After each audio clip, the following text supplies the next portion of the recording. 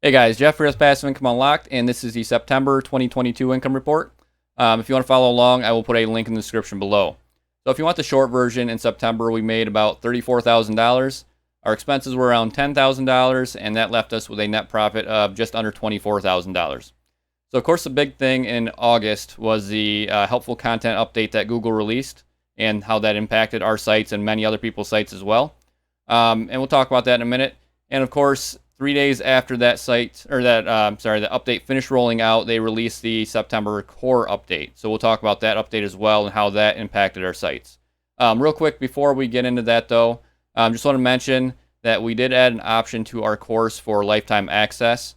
So this is something that several people have asked us about. So basically what you get with that is it's a one-time payment, and you can basically work at your own pace going through the course. You'll have access to updates ongoing, of course, and then you can also have access to the forum ongoing without making any additional payments in the future. So if you want to check out the pricing for that and just the details or whatever, just head over to the course page. I will link to that in the description below as well. So as I mentioned a minute ago, we had the helpful content update, and then that was followed by the September core update.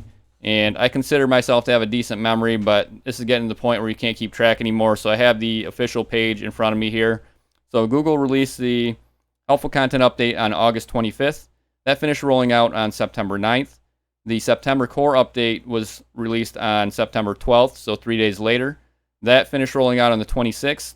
And if you have product reviews on your site, they also released a product review update on September 20th, which also ended on September 26th.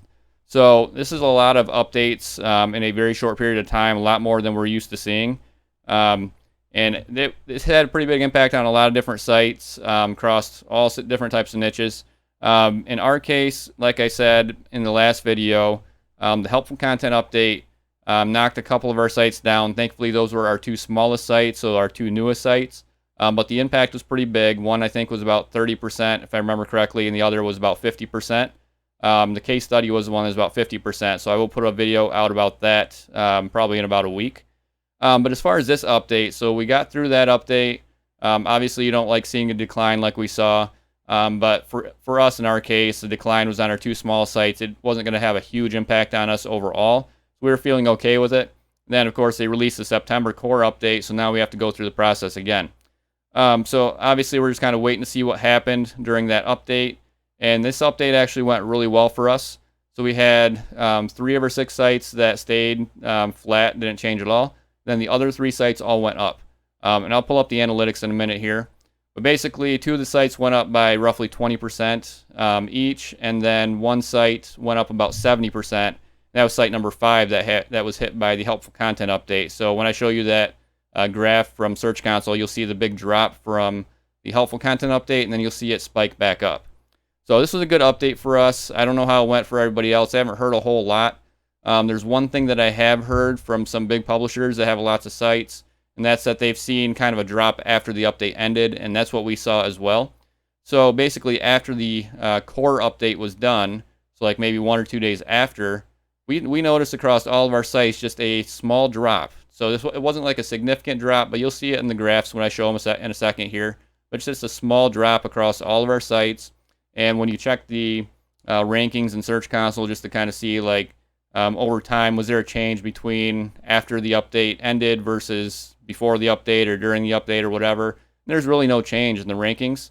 But what I found is when you start to look into some of the search results for some of the keywords that are not getting as many clicks now, what I just happened to notice, so like on one site in particular, I just noticed that almost all the articles that dropped were list posts. So basically posts that list a bunch of different things. So 10 ways to do this or 5 ways to do this, things like that.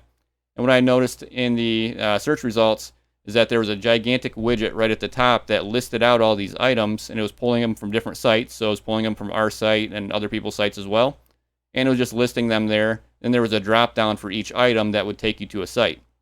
So in this case, for most of these keywords, we were still ranking number 1, but we were below this widget that was up at the top there, which was basically giving people the information they were looking for in many cases, and obviously that's going to drive the clicks down. So a lot of people are just staying on Google right on the search pages instead of clicking through to your site. So that's one thing that I noticed, and I've heard other people that have found examples of this as well. I don't know if that's what happened or not. like usual, I did not waste a lot of time looking into this. My focus is always just moving forward, trying to make progress. I don't spend a lot of time on updates and changes and rankings and things like that. But I do like to kind of take a look just to see if anything pops out, and that was the first thing that I noticed. All right, so I'll bring up the graphs in a second here. First, I'll bring up a different graph. So this is the number of posts per site. So again, we cleared 4,000, I think, a couple of months ago, or maybe it was a month ago. I think I mentioned last month that our hope was to move to 1 post per day across all of our sites. That is still our goal, but we are not there yet. There's a little bit of a delay on our last order from Content Pit, which I think I mentioned that in the last video as well. So that kind of put back our publishing scheduling a little bit because we didn't have a big buffer built on any of our sites. So we ended up publishing 5 posts per week for across all of our sites in the month of September, and we're still doing that in October. So once we get that next big order from Content Pit, we'll probably be able to bump that up to 7 days a week, but we'll just kind of have to wait and see how much of a buffer we have, plan accordingly. Because what we don't like to have happen is to have a big period of time on any of our sites where we're not publishing. So what we don't want to see is we're publishing 7 days a week for 2 weeks or, for several months or whatever. Then all of a sudden we have like 2 or 3 weeks where we don't publish anything. I don't know that this has any kind of impact on your rankings, but it's just something that we like to do. We like to be very consistent with our publishing schedule on all of our sites. So basically, it's same number of days every week. If we're doing 4 days a week or 5 days a week or 7 or whatever, same time of day every single day when the posts get published. That's what we like to do. All right, so next we will jump into the traffic that I mentioned earlier. So first, I will bring up the overall graph. So as you can see there, we did drop very slightly from August to September. That's not unusual at all for us because basically we have a couple of large sites. So site number 2, which you'll see in a second here, and then My Backyard Life. Those drop pretty drastically around this time of the year because they're outdoor sites. We have site number 1 that starts to go up, and this is basically the beginning of when it starts to go up. I think next month we're going to see a big jump on that site. And then our other sites tend to stay flat. And like I said, we did have some movement in both directions because the helpful content update spilled into the beginning of September, and then the core update started about a third of the way into September and carried it in towards the end. So we had a lot of movement there in traffic, but overall we were basically flat. So next I will bring up screenshots from the sites that were positively impacted by the core update. So first is site number 2. So as you can see there, this site is seasonal. Very steady decline for the last few months, and this is a 3-month graph. These are all 3-month graphs that we're looking at here from Search Console. And as you can see, clicks were declining very steadily, and then as soon as that core update hit, this site jumped up very nicely. It's actually a very big jump. It's probably over 20% actually. I just estimated 20%, but I'm almost positive it's actually a bigger jump than that. It's really hard to tell because of the seasonality and the steady decline that you see there. But if you kind of look at the trend of that graph, which typically does continue through this time of the year, it jumps up nicely and stays there. And then as you can see right at the end there, it does pull back down a little bit. So that's kind of what I was talking about with the update being, the rollout of the update being done, and then a day or two later, seeing a small decline in traffic. So this is one of the sites that we saw that on. So next I will bring up site number 3. So this is one that does not have any seasonality to it, really. I mean, there's some posts on there that are seasonal, but for the most part, this is pretty steady across the whole year. And as you can see, it's been very steady. Bounced up a little bit from the update. I think I mentioned 20% earlier. It might have been more like 15 or 20. I can't remember. But either way, same thing. It bounces up, stays up there throughout the whole update. Update's finished, and then like 2 days later, it drops down a little bit. Still higher than it was before the update. So kind of split the difference on that one. Then last year, we've got site number 5. So this is one that was hit pretty big from the helpful content update. I think it was like a 30% drop, as you can see there. And then shot way up about 70% from the low there from the helpful content update. Stayed up there for about half of the update, then dropped down a bit, and then dropped down again a little bit after the update was done rolling out. And basically the net effect there is it's still higher than it was before the helpful content update, but not by much. So that's kind of what we see there. So basically we got through these two updates that affected us. So the product review update, of course, didn't affect us because we do all informational content. But we got through these updates without being too affected overall, except for our case study site, which is our newest one. So I've got my thoughts on that site, and like I said, I'll go over that in a separate video in the case study video, which should be out next week. So next, I will bring up a screenshot of our overall revenue.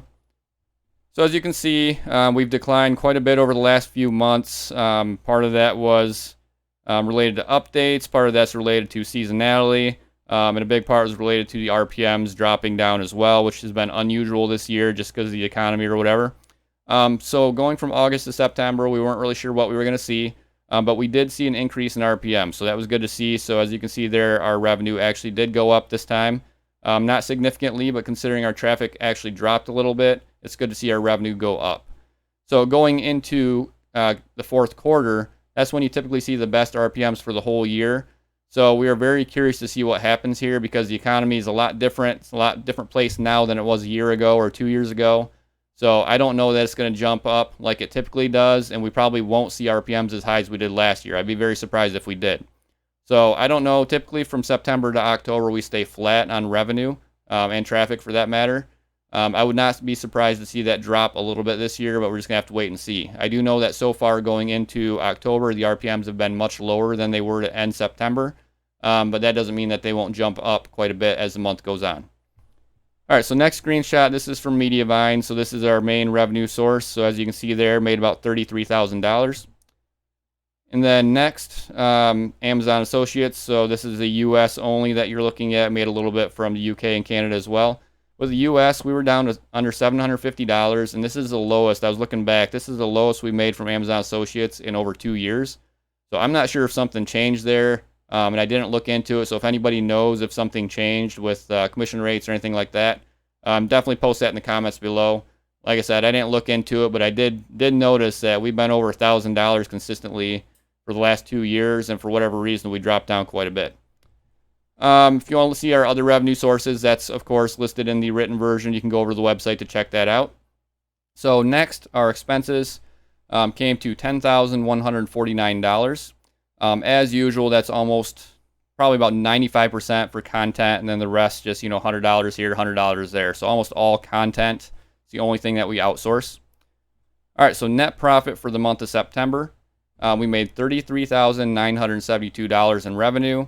Our expenses were $10,149. That left us with a net profit of $23,823. So another solid month for us. Not where we'd like to be, of course, but with where the economy is and where the RPMs are and the updates that have come out, we're very happy to be where we are. We definitely cannot complain.